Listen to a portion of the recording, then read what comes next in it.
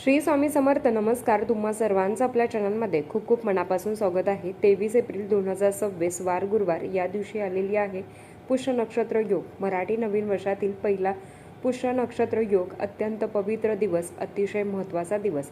आपल्याला आपल्या गुरूंची सेवा करायची आहे आणि भगवान विष्णू, माता लक्ष्मीची सेवा करायची आहे. पण व्हिडिओत पुढे बघणारच आहोत. पण सगळ्यात आधी पुष्याचा अर्थ जाणून घेऊया. कारण गुरु पुष्य अमृत योग म्हणजेच यामध्ये जे पुष्य आहे ना, तर त्याचा अर्थ आहे पोषण करणारा, शक्ती देणारा आणि ऊर्जा देणारा.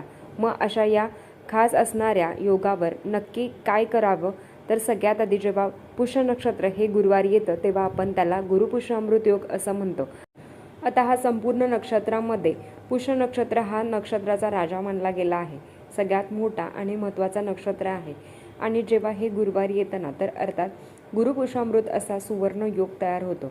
आपण दरवर्षी फुलवातीची सेवा करत असतो, तर यंदासुद्धा आपल्याला त्या फुलवातीची सेवा करायची आहे. सगळ्यात आधी सेवा काय आहे सगळ्यांना माहिती आहे, पण या सेवेचे अत्यंत सुंदर अनुभव आलेले आहेत. वैयक्तिक मी पण घेतलेला आहे. बऱ्याच महिला या सेवा नेहमी करत असतात. ज्यांना या महिन्यात करणं शक्य होत नाही, धोंड्याच्या महिन्यात सुद्धा गुरुपुष्य अमृत योग आलेला आहे, तेव्हाही तुम्ही सेवा करू शकता. पण आता ज्यांना आत्ताच करणं शक्य होतं त्यांनी आवर्जून आत्ताच सेवा करायची आहे. सेवा काय आहे सगळ्यात आधी आपण बघूया की सेवा का बरं करायची. कारण लोकांना हा प्रश्न असतो की ताई, ही सेवा करून काय मिळतं. तर 12 फुलवातीची लक्ष्मी प्राप्तीची सेवा आहे. आता लक्ष्मी प्राप्ती म्हणजे पैसा का, तर 8 प्रकारच्या लक्ष्मी असतात. तर आपल्या घरात सुख, शांती, समृद्धी, ऐश्वर, आरोग्य, भरभराटी, धनधान्याची कधीही कमतरता भासू नये. आपल्याला आपली जे काही मुलं बाळं आहेत ना, तर ते सुखरूप राहावे, घरातलं वातावरण चांगलं असावं आणि प्राप्त लक्ष्मी स्थिर व्हावी. जो काही तुमच्या घरात पगार येतो ना, तर तो स्थिर असावा, त्याची वाढ व्हावी, पण तो स्थिर असावा. याचं कारण तुम्हाला सांगत असते की एक वेळेस असा होता की भरपूर काही होतं त्यांचं, आणि मग आता काय दिवस आले, मग आपणच असं कधी म्हणतो ना, तर तो दिवस आपल्यावर नको यावा म्हणून माता लक्ष्मीसमोर, परमेश्वरासमोर किंवा सगळ्यांसमोर नेहमी झुकून राहायचं असतं.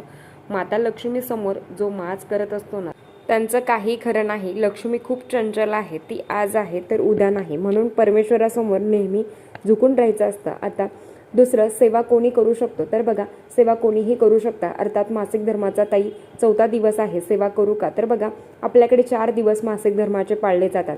काही ठिकाणी असं आहे की 4थ्या दिवशी डबल अंघोळ करून पूजा केली जाते.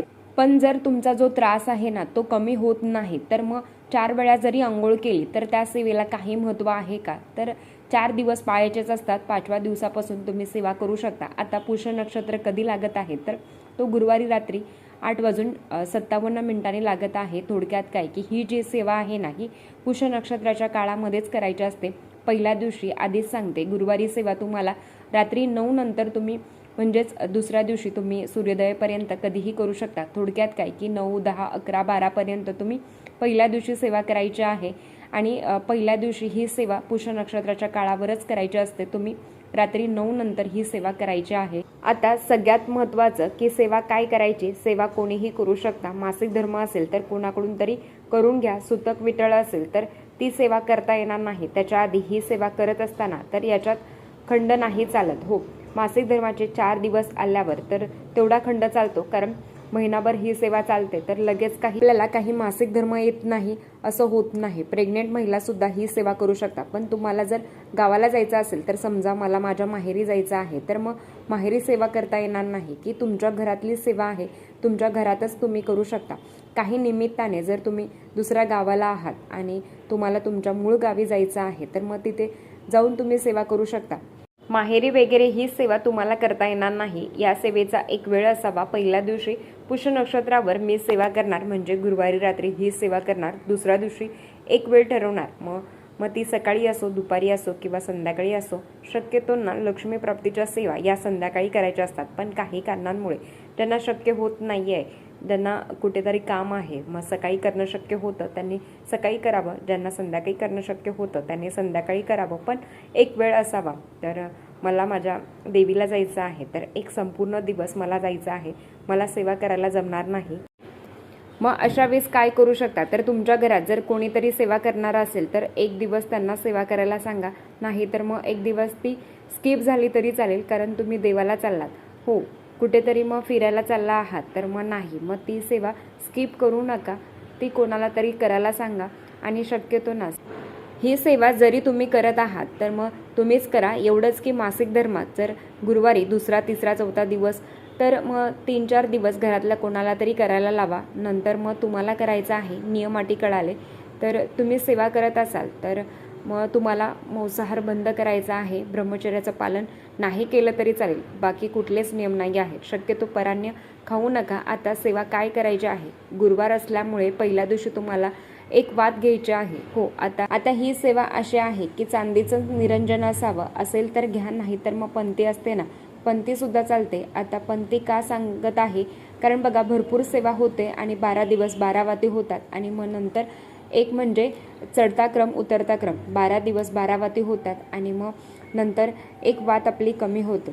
जर तुम्ही पंथी घ्या, चांदीचं घ्या, पितळी घ्या, तांब्याचं घ्या, कुठलंही निरंजन तुमच्या घरात असेल ना तर ते तुम्हाला घ्यायचं आहे. तुम्ही मातीचं घेतलं तरी हरकत नाही. आता काय करायचं आहे, या सगळ्या ज्या वाती आहेत ना तर या तुपात भिजून घालून ठेवायच्या, कारण ही सेवा 24 दिवसाची आहे. आज समजा गुरुवार आहे तर 23 तारीख आहे, तर रात्री 9 वाजता मी एक निरंजन घेणार किंवा मग मी पंथी घेणार, तर तेच तुम्हाला पंथी तर काही धुवायची गरज पडत नाही, निरंजन धुतलं तरी चालेल या 24 दिवसाच्या कालावधीमध्ये, कारण खूप काळी पडते, मग तुम्ही धुवून वापरू शकता. आता पहिल्या दिवशी माझ्या घरातलं एक निरंजन आहे, त्याच्यावर मी ही फुलवात ठेवेल. तर तुपाची वात करायची आहे, तर तुपाची वात शुद्ध गाईचं तूप असावं. तर फुलवातीची सेवा आहे मैत्रिणींनो, तर मग फुलवातीच घ्यायच्या आहेत. तूप सांगितलेलं आहे तर तूपच टाका, का तर अर्थात हे माता लक्ष्मीला प्रिय आहे. घरातले जे काही तूप असेल ना तर तेही चालेल. पहिल्या दिवशी एक वात मी अशी पेटवणार. ही वात पेटवली की माझ्या सेवेला मी सुरुवात करणार. जे निरंजन आहे त्याला आपण हळदी कुंकू अक्षदा अर्पण करावी.